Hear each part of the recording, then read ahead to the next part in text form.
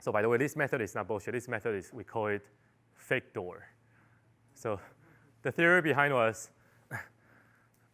back like 50 years ago, if I'm American Airlines, I don't know if I'm going to earn money by selling tickets from SFO to Beijing, right? And there's no way for me to start this business like the first day and try to sell it, because if I resell it and there are like 5 customers coming to Beijing, I still need to fly that with a lot of loss.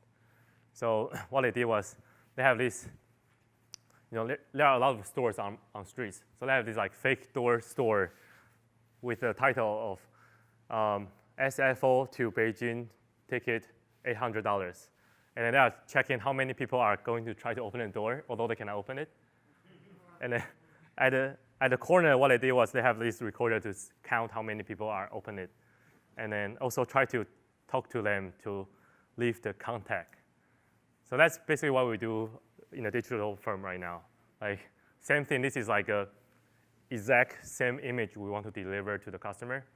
And then what they do is just click and save your contact, or even there's a buy box. Like,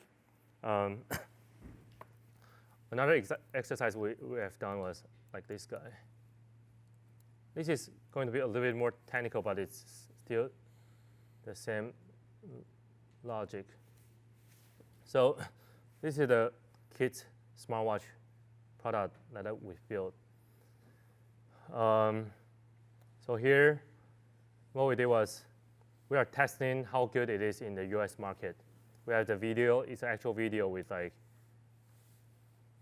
so this one, it's a team, they actually spend more time on making this product come to market. So they spend also budget and time to like film an actual video. So to explain like what's the product doing. And then like more rendering, more telling the selling points, and then just telling people what's going on here. So what we did was we are testing how many people actually click shop from Facebook to, or from AdWords. And so we create this page to test. If they click shop now, and also at the same time, we don't know what color will sell the best. So we have three different colors and for people to choose. If they click here, then we know, let's say if we click here, then we know once they click, I have like a counting system at my back end. I will know like more people like the purple. Actually, that's a fact because the purple feel a lot like Barbies. So that purple is very popular to girls. So then we can also see what is the best popular product for the color. And then once they fill the name, I can also know like how many people actually fill out the name, and then click this payment button.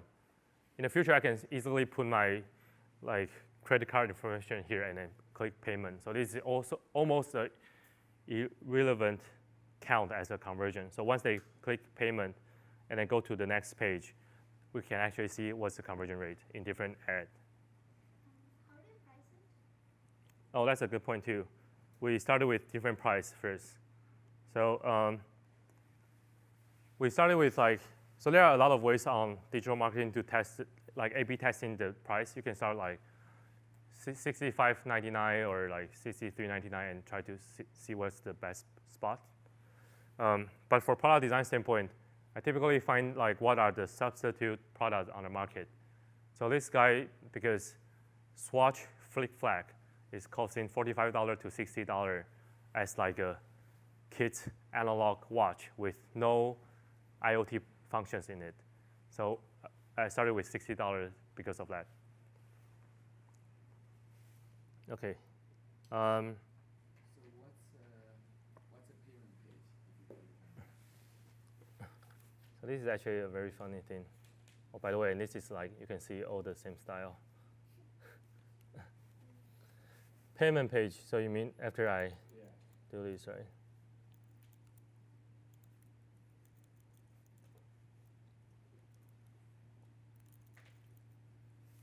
So here I typically do like this. I claim it as like we are out of stock because we sell too good. That's a lot of stuff to do. And then thank you for your order. We're currently out of stock due to higher expected demand. And it's very important to please accept the discount rate. So once they click the payment, they already get a coupon code as 10 or 20%. So then you still have the contact. And the good point is that Facebook tool or Google tool you can treat it as a very professional fishing tool. So what they do is, the more data that you give them, the better and more accurate they can do for your advertisement. The cost per acquisition will drop a lot if you have a lot of emails. So for Facebook, this tool is kind of like remarketing / I forget the technical word. I'm not a marketer, so you can find these kind of words online. Yeah, I'm actually a designer, so I'm surprised at how I know all this stuff. The tool you can use is if you collect 500 to 1,000 emails from Facebook or from any place. I'll go back to it very quick. You just give this list to Facebook. Facebook will and Google as well. They have the tool to check what are the common points of these 1,000 emails, and they will start to buy more ads to those similar background besides these 1,000 emails you have. So in the future, the customer acquisition cost will just drop very fast from that point.